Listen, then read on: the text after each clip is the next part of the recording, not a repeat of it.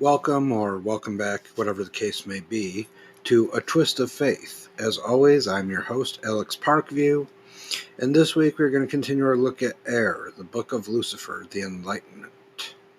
The first part we're going to take a look at is The God You Save May Be Yourself. Sounds pretty self-explanatory. Wonder if there's anything interesting. Let's take a look, shall we?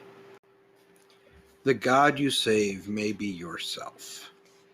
All religions of a spiritual nature are inventions of man.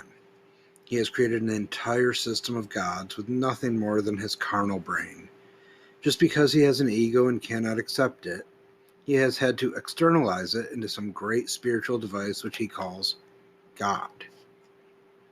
God can do all things man is forbidden to, such as kill people, perform miracles to gratify his will, control without any apparent responsibility, etc. If man needs such a God and recognizes that God, then he is worshiping an entity that a human being invented.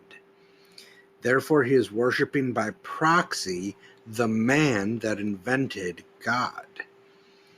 Is it not more sensible to worship a God that he himself has created in accordance with his own emotional needs, one that best represents the very carnal and physical being that has the idea power to invent a God in the first place?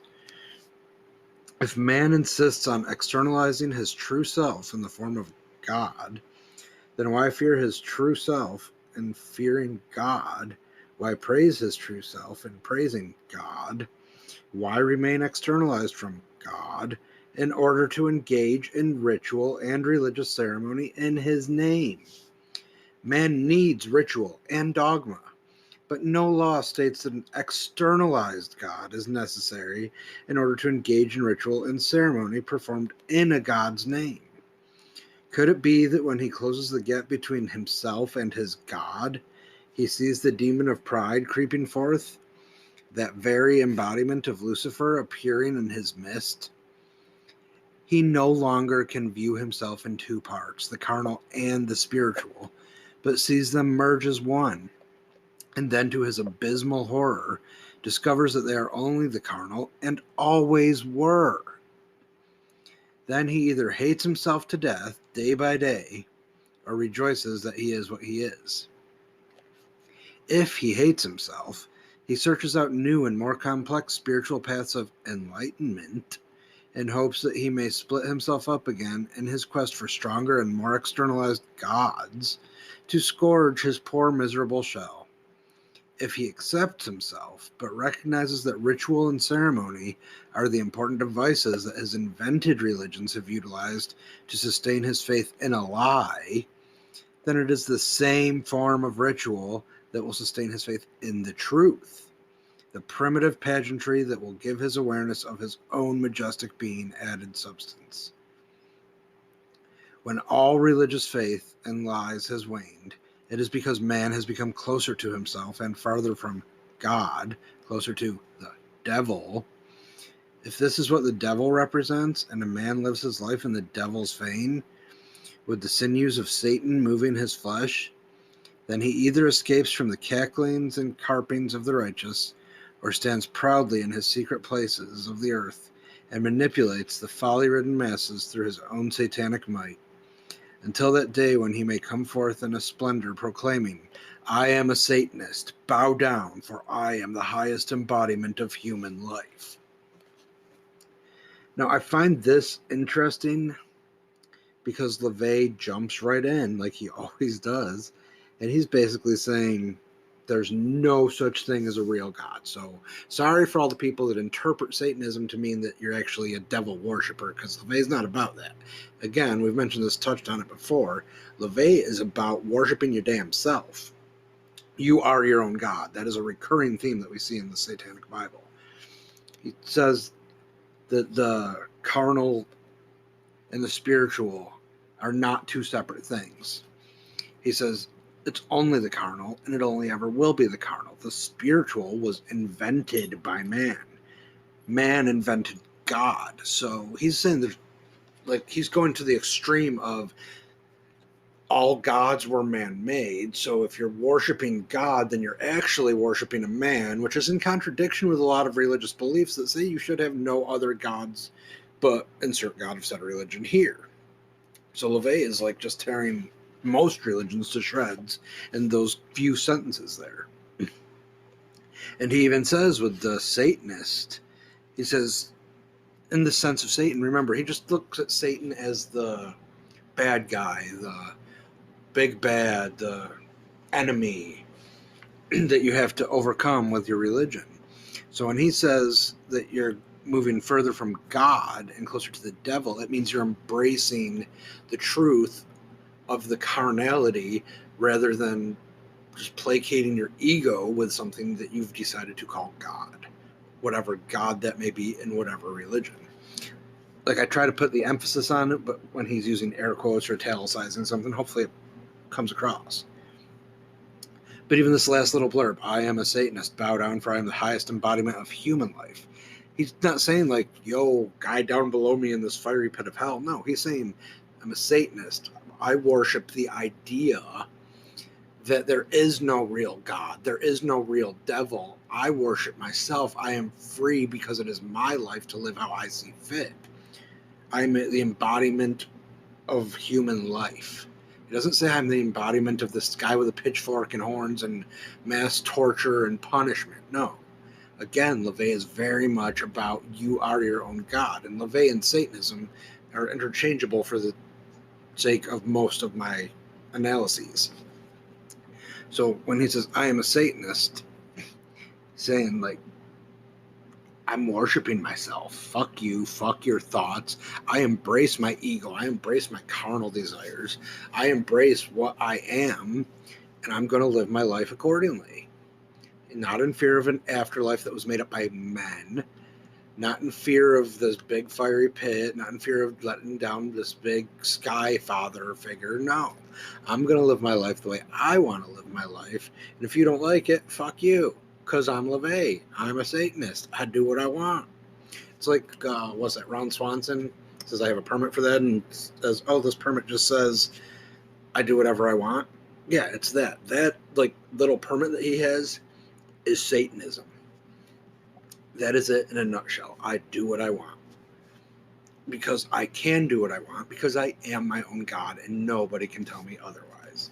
Like, if nothing else, if you follow LaVey's ideas of Satanism, you're going to live a very self-fulfilling life.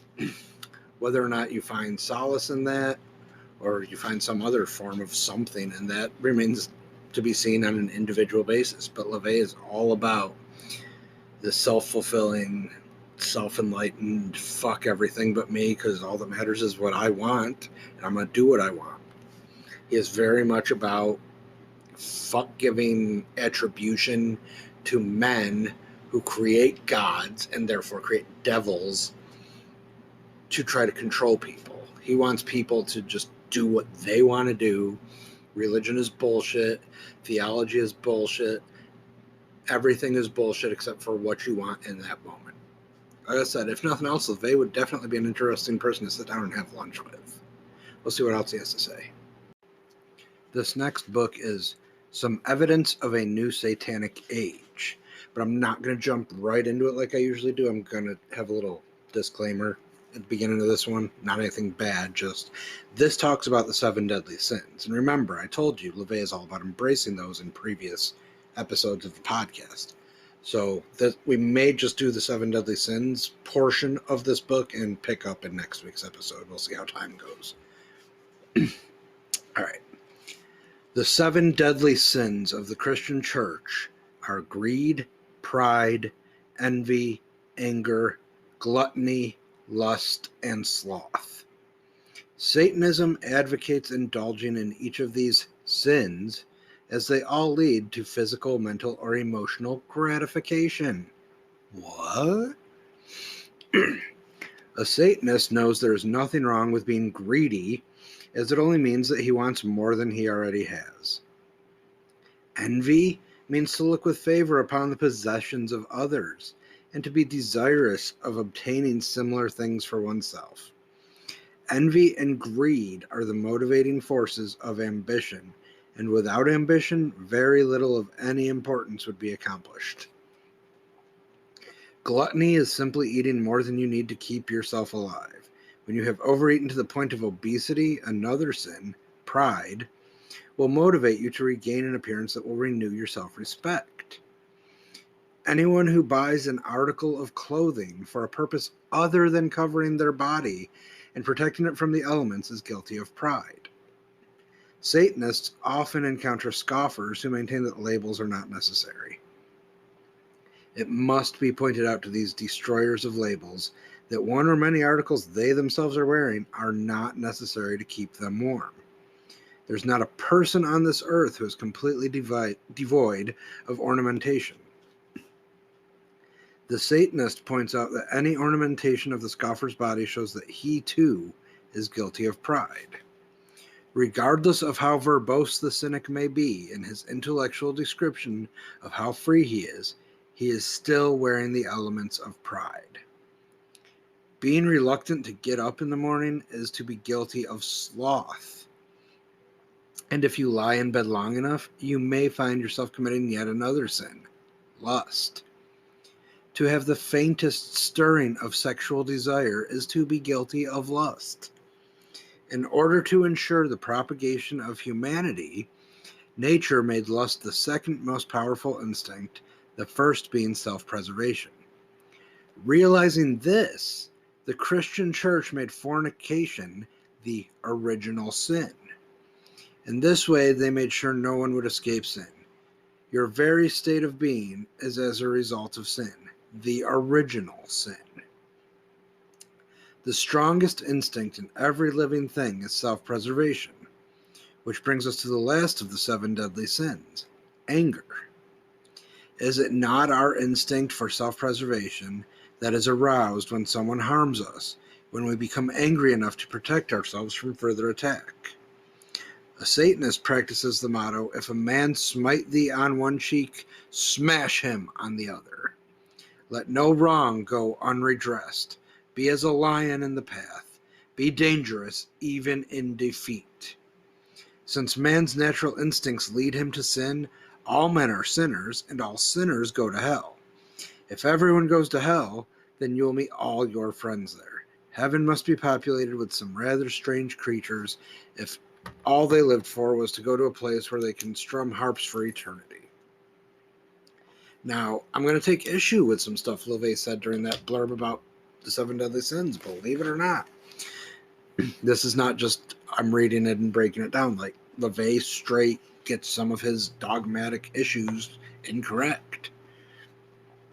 This last part here about all men are sinners and all sinners go to hell, and even the 7 deadly sins, and then there's mortal sins and venial sins in the Catholic faith.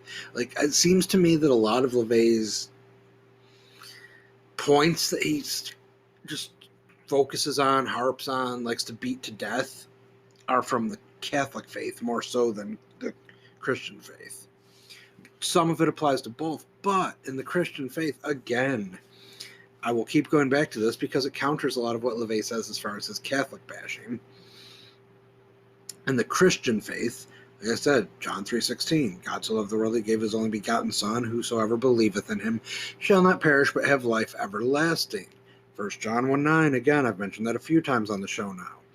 If we confess our sins, he is faithful and just to forgive us our sins and cleanse us of all unrighteousness. So for LaVey to sit here and say that everyone's going to hell just because everybody sins, no, that's only in the Catholic thing. And even the Catholics have their way out, confessing through the priest, all the sacraments, the last rites, if you will. So I think at this point, LaVey's just kind of like, well, sinners go to hell, so hell's awesome, and heaven sucks because it's just a bunch of purist little douchebags.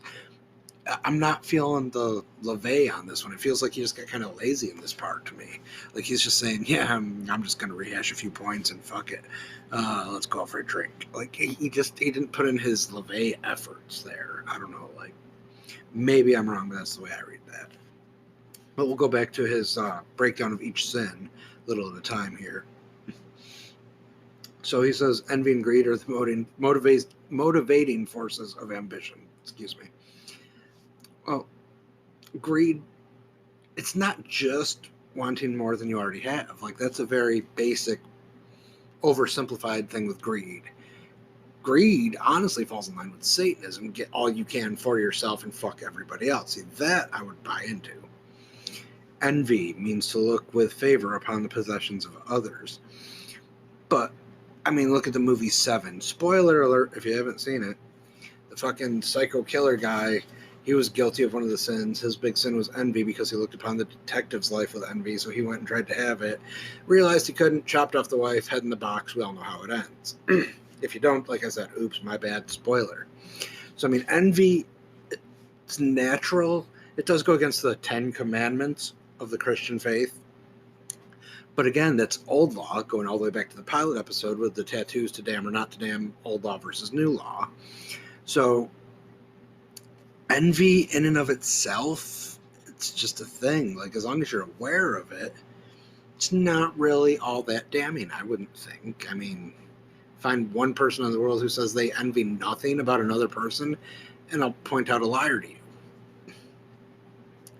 Gluttony is simply eating more than you need to keep yourself alive. Now, I don't know if that is an actual, like, truth in the way he defines it, or his interpretation, because when we picture a glutton, we picture the obese man, which he does mention obesity. I'll touch on that. But we picture gluttony, we picture like eating a 20-course meal all to yourself every day. You're this big, fat, bulbous piece of shit, like weighing thousands of pounds. Like, you're a glutton. You will eat anything and everything and drink anything and everything. You just want it all, which also kind of falls in with greed. It kind of ties in, at least I would think so. So, I mean, he says when you have overeaten to the point of obesity, then pride, you want to regain your appearance and renew your self-respect. Like, anybody who wants to look good is guilty of the sin of pride. Pride is probably one of the trickier sins to avoid if you're like into all the, oh my God, I can't do these things. Because if you've ever had that swelling, that feeling of pride, that something's just, especially as parents, fuck. I mean, look at our kids. How can you not be proud of your children? There are times in life you're not going to be, trust me, I know, but pride is just like the most elusive of those big bad 7 sins. And again, LaVey is saying to embrace all these. Like, his thing is fuck yeah, be proud, eat a shitload, do what you gotta do, envy, whatever, because it equals ambition. So he says anyone who buys an article of clothing for a purpose other than covering their body has pride. It goes a lot further than that, though. Like I said, there's different levels of pride, different types of pride. There's pride in your appearance, pride in your family. There's pride in the sense of being like the arrogant son of a bitch that just thinks they know better than everybody else. There's different kinds and levels of pride. I feel like LaVey just kind of, I don't know, missed the mark on these sins. Like, even if he is trying to encourage them, I think he could have done a lot better job than what he did. It really feels to me like he just kind of crapped out on some of these. Being reluctant to get up in the morning is to be guilty of sloth. Well, sloth is like the extreme lack of, I mean, look at a sloth in nature. They don't do shit. Snorlax from Pokemon. There you go, dating myself. That's sloth. Like, you're just, and obesity, because gluttony. Yeah, Snorlax is 2 of this fucking deadly sins. Sorry, but yeah. Like, just because you want to hit snooze on your alarm doesn't mean sloth. I mean, especially LaVey preaches, you know, your body, your life, your health, your well-being, your fulfillment. Like, for him to say that it's sloth if you just don't want to get up in the morning, no, like, that could just be a Satanist chilling. I mean, the oversimplification might be used to suit that purpose for him.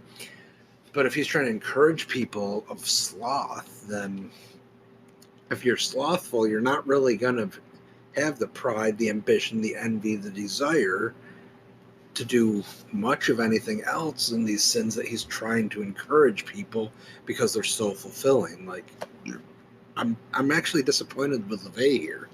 It's just very much a cop-out to me. Like, he could have done a lot better job of encouraging people to sin if that's what he was going for. So I don't know, like,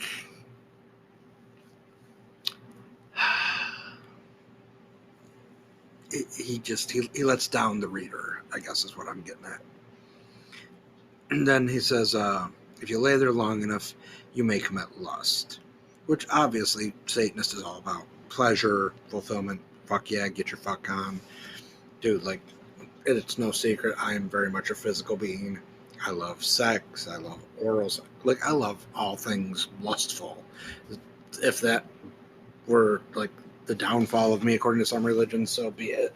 Though there is no religion I've found where I could be condemned for it, because most religions offer an out if you buy into them. And Satanism is all about, fuck it, it doesn't matter anyways. And those Yazidis from the last episode still love that concept. We're just going to do whatever the fuck we want, and then John 3:16 on our deathbeds. But he says to have the faintest stirring of sexual desire is to be guilty of lust. See, to me, lust is like that overpowering, overbearing, that like need to get something, to fucking the things I'm going to do to you, oh my god, I would blah blah blah, all the cringe shit you hear these old fucking guys saying on Facebook to your friends of the female variety. Like, oh yeah, baby, you're so sexy, me love you long time, Bob's in vagine. Like, that is just lustful, stupid, prideful, ignorant bullshit. So I don't really, again, LaVey just like oversimplifies, I think, because he says the faintest stirring of sexual desire. No, to me, that's not lust. And he says that the Christian church made fornication the original sin. No, that's technically not true, because the original sin, the whole thing goes back to the Garden of Eden, Adam and Eve, eating the apple, the knowledge of all that is good and evil. They realize they're naked, their shame. And the original sin then is basically the disobedience of God that is passed down to the children of Adam and Eve. It's not fornication itself so much as the vehement betrayal of God's trust, I guess. We're all born with this sin, supposedly, according to some religious dogmas, but it's not fornication in and of itself. Again, LaVey just lets me down here. Like, I get he's trying to encourage Satanists to go against the grain of organized religion, whatever the case may be, but he oversimplifies it. Like, you'd have to be a fucking moron with no knowledge of anything to just read this and be like, oh yeah, okay, stay in bed for a few extra minutes, think about jerking one out, fucking think about sex, yep, okay, cool, yeah, some gluttony because I'm gonna have 2 sandwiches instead of, like, no, like, there's so much more to these sins, and I'm using air quotes. I know you can't see me, but I'm using air quotes because they're not sins. But LaVey is just trying to like stir up a following here, and I think he got lazy in his attempts to get the following in this chapter. Honestly, it's kind of sad. Now this part, he says the strongest instinct in every living thing is self-preservation, which brings us to the last of the 7 deadly sins, anger. I will agree that self-preservation is pretty high on the fucking list. He gets that one dead on, in my opinion. I don't know necessarily that it's just anger, though. Because he says you have to be angry to protect yourselves from attack. No, you don't have to be angry. That self-preservation is kind of an emotion in and of itself. You could tie it into maybe pride. A little bit of anger is a motivating tool, but it's that survival mech.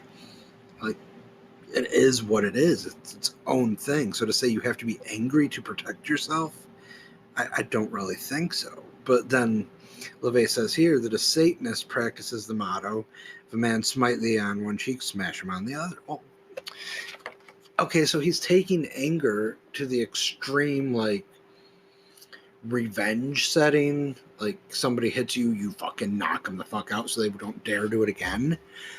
But that isn't necessarily the be-all, the end-all for self-preservation. So I'm just like, I don't know. It feels like lazy LaVeyness to me. And I know that's my coin term. There you go, LaVeyness, because he's very much all about encouraging do what the fuck you want. But then he's telling you that you got to do this shit, and that contradicts itself. And like I said, the whole thing, he just harps on the Catholic. I'm touching back on that just real quick. That all sinners go to hell, but he doesn't believe in hell. So if everyone goes to hell, then you'll meet your friends there. But he doesn't believe in hell. So again, he's just kind of reaching out, trying to reach out and touch someone. Heaven must be populated with some rather strange creatures if all they lived for was a place to go where they can strum harps. LaVey doesn't believe in heaven either. And by his definitions, can't nobody get into heaven because everybody sins and everyone's going to do whatever. So the Satanic Bible is very much about encouraging you to sin in the sense of it wants you to do what you want to do without fear of repercussion. I get that. I may not agree with it, especially the way it's presented there, but I understand it. I can even respect the concept, but I just can't respect the shortcuts. I mean, here you have LaVey, this person who's like all this stuff because organized religions are bullshit, but yet my man-made be your own God religion, but I'm going to tell you how to live, and I'm going to give you the most basic, trite fucking definitions I can of these egregious sins in the Catholic Church. Disclaimer there, because, like I said, the Catholic Church is the only one that believes in the seven deadlies and venials and mortals and different rankings, and the actual Bible, it tells you that God hates all sin equally, so like there's no difference between being gay and killing somebody in God's eyes because they're both sins of the Christian faith.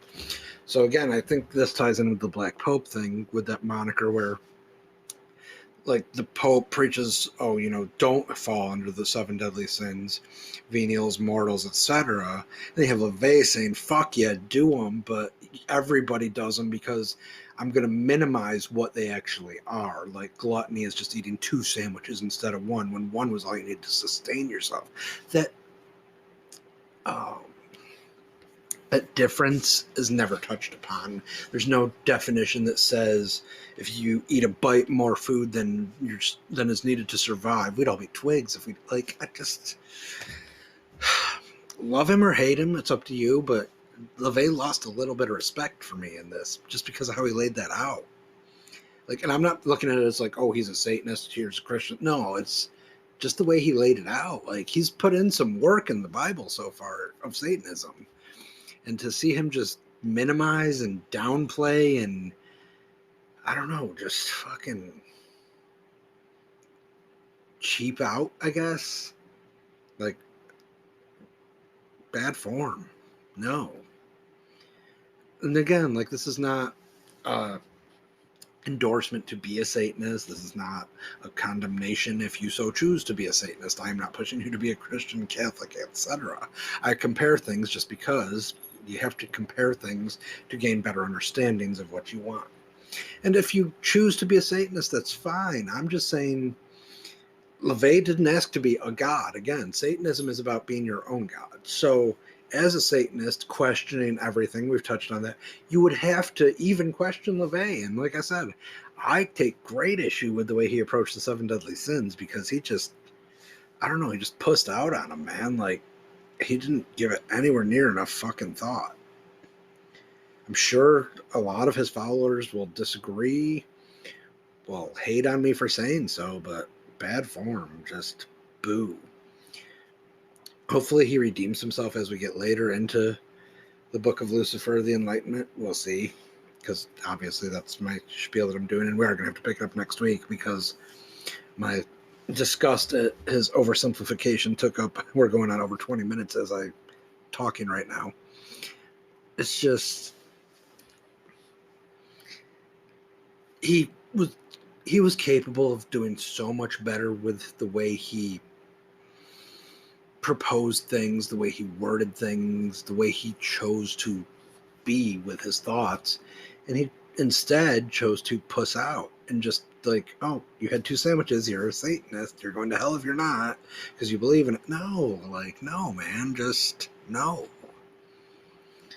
Like, I am disappointed in LaVey's weak-ass attempts to twist the 7 deadlies from Catholic faith into a positive for the Satanist. I get where he's going, the overall concept of, like, again, embrace, indulge yourself, fulfill yourself, you what you want. I understand that. But to just take such a shitty approach to the sins that you're trying to encourage people because that makes them fulfilled, fine, but at least take the effort to understand what you're mocking, encouraging the breaking of. Like, it seems very, very lazy to me. And lazy does not seem to be LaVey's normal part of core, so hopefully he redeems himself here in the next little bit. But like I said, he lost some points for me on that one. I'll have a couple words when we come back and close out this week's episode. That about wraps up our look at the 7 deadly sins according to the Satanic Bible. Again, this has been A Twist of Faith. As always, I'm your host, Alex Parkview. Love me, hate me, like me, loathe me. The choice is entirely yours. You may not agree with everything I say. You may love some of what I say. Again, that choice is yours. But I'm never going to come from a place of inauthenticity. I will always give you my authentic self.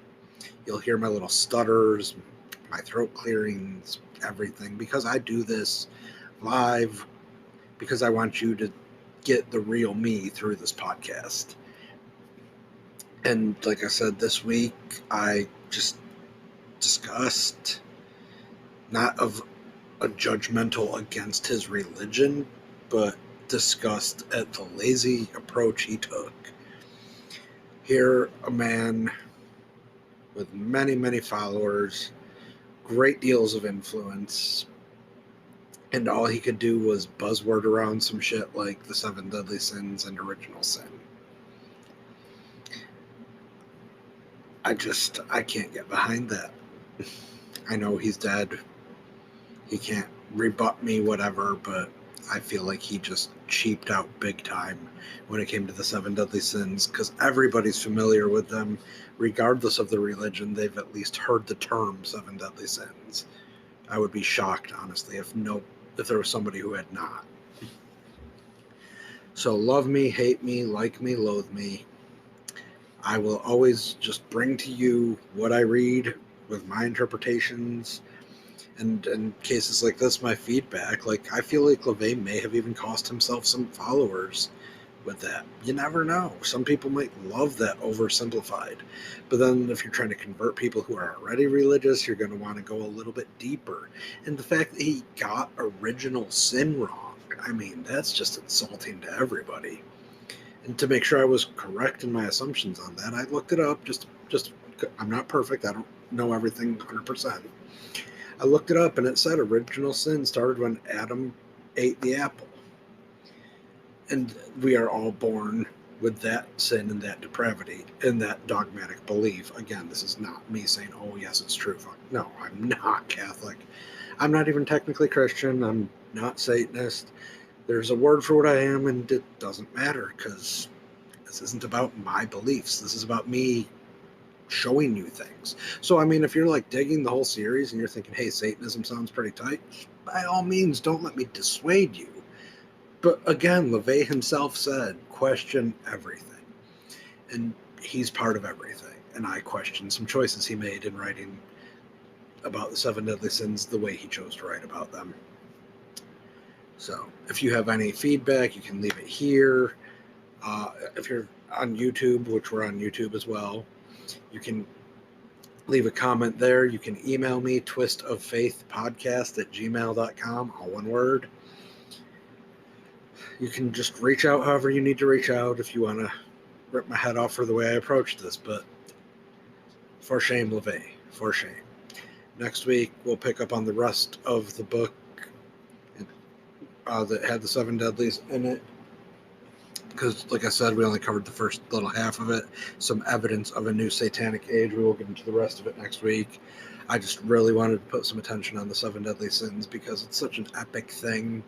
Like I said, everybody has some level of familiarity with it. So please join us next week. Share, subscribe, rate, review. Follow us on YouTube, Anchor, iHeartRadio, iTunes. We're on like all these platforms. I can't even keep up with them. I try to put them out on my socials. If you want to email me, love mail, hate mail, correspondence of some kind regarding something I've talked about, again, twistoffaithpodcast@gmail.com, all one word. I usually include it in the episode description as well. If you would consider supporting us, sharing us, couldn't ask for any more than that. As always, this has been A Twist of Faith, and I'm your host, Alex Parkview. I will talk to you all next week.